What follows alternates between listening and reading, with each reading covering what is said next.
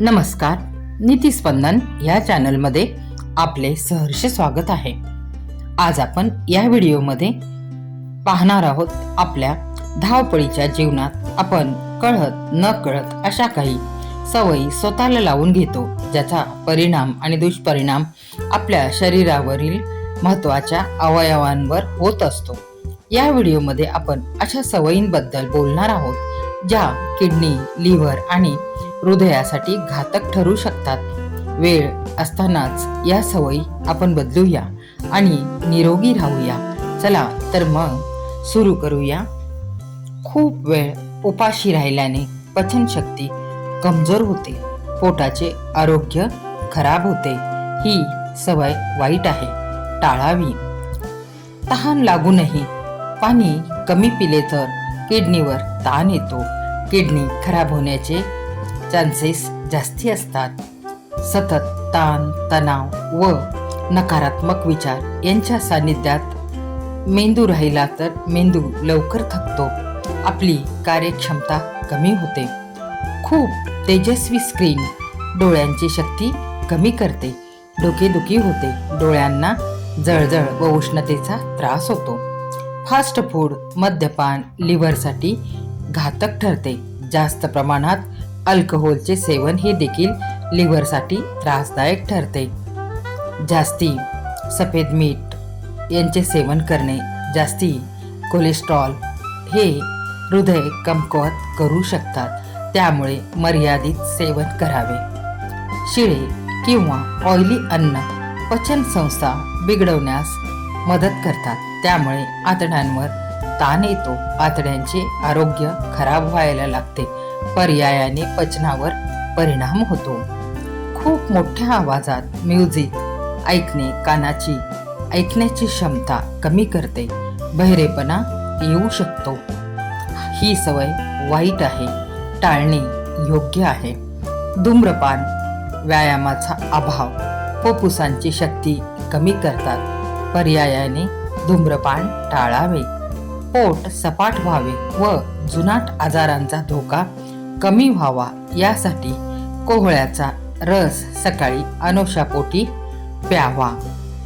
Beetroot आणि गाजर यांचा रस एकत्र करून पिल्याने एनर्जी लेवल व हृदयाचे आरोग्य उत्तम राहण्यास मदत होते.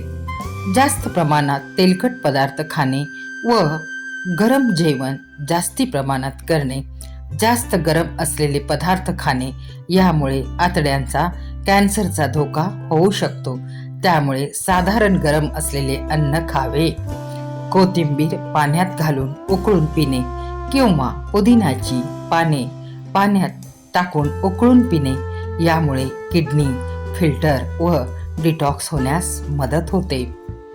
टेन्शन आणि नकारात्मक विचार या सरणीमुळे मेंदूवर ताण येऊ शकतो, यामुळे ध्यान, योगा व संगीत ऐकणे हा यावरील सर्वात उत्तम असा पर्याय आहे. आहारात हिरव्या मिरचीचे सेवन नियमित केल्याने रक्तप्रवाह सुरळीत होतो, पण सेवन मर्यादित असावे.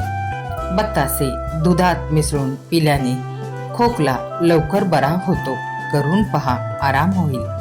रोज काळे मनुका खाणाऱ्या व्यक्तीला कोणताही आजार होत नाही, मर्यादित सेवन असावे. गजकर्ण, खाज, खरूज, नायटा असेल फंगल इन्फेक्शन बरे करण्यासाठी उपाशीपोटी कडुलिंबाची पाने आवर्जून खावीत, पण खाण्यापूर्वी पाने मिठाच्या पानाने स्वच्छ धुवून पुसून खावीत. चेहऱ्यावर पिंपल्स आले तर त्यावर टोमॅटोचा रस लावावा. 2-3 दिवसात पिंपल्स सुकून जायला सुरुवात होते. सफरचंदाची साल काढून त्यावर मीठ टाकून सकाळी रिकाम्या पोटी खाल्ल्यास जुनी डोकेदुखी दूर होते. मिठाचे सेवन मर्यादित असावे. गूळ व हरभरा किंवा गूळ फुटाणे एकत्र खाल्ल्यास मेंदू तीक्ष्ण होतो. यात विटॅमिन B6 असते, जे स्मरणशक्ती सुधारण्यास मदत करते. 1 चमचा इसबगोल 1 ग्लास पाण्यात रात्री भिजवून हे पाणी पिल्यास खोकला, दमा या आजारांमध्ये आराम मिळतो. इसबगोल कोणत्याही मेडिकलमध्ये मिळू शकते. चरबीचे प्रमाण कमी करायचे असेल, वजन कमी करायचे असेल तर अशा वेळी भूक कमी लागावी म्हणून अळशी म्हणजेच जवसाच्या बिया खाव्या. शरीर आतून डिटॉक्स होते, चरबी कमी होते, परंतु या बिया भाजून खाव्यात.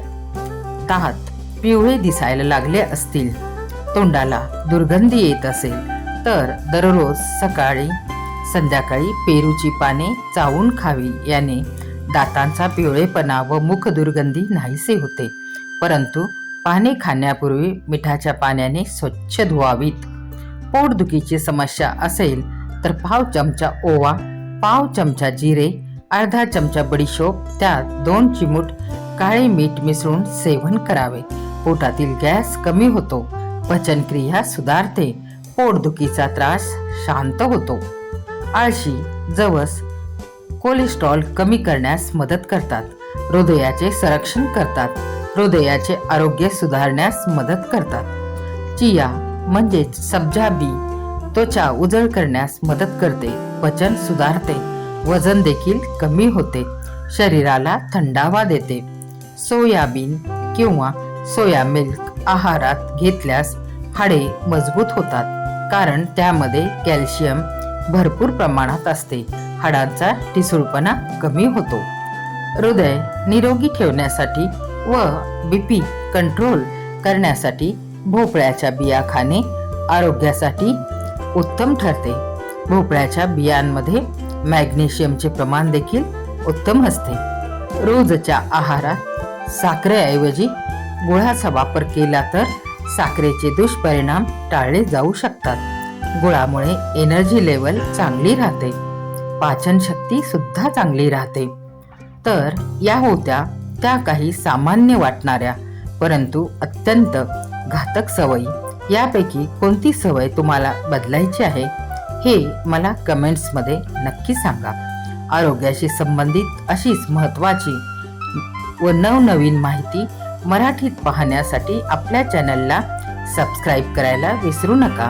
हा व्हिडिओ तुमच्या मित्रमैत्रिणींना आणि नातेवाईकांना शेअर करा, कारण तुमची एक छोटीशी मदत कोणाचे तरी आरोग्य वाचवू शकते.